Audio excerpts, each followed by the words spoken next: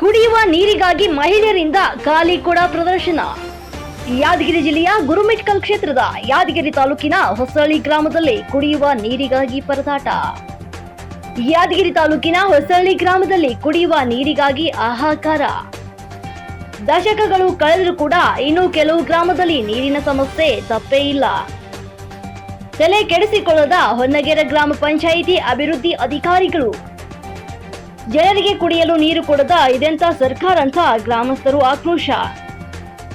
ನೀರು ಕೊಡದಿದ್ರೆ ಗ್ರಾಮ ಪಂಚಾಯಿತಿ ಸದಸ್ಯತ್ವಕ್ಕೆ ರಾಜೀನಾಮೆ ಕೊಡುವುದಾಗಿ ಬೇಸರ ವ್ಯಕ್ತಪಡಿಸಿದ ಮುಕ್ತಾರ್ ಪಟೇಲ್.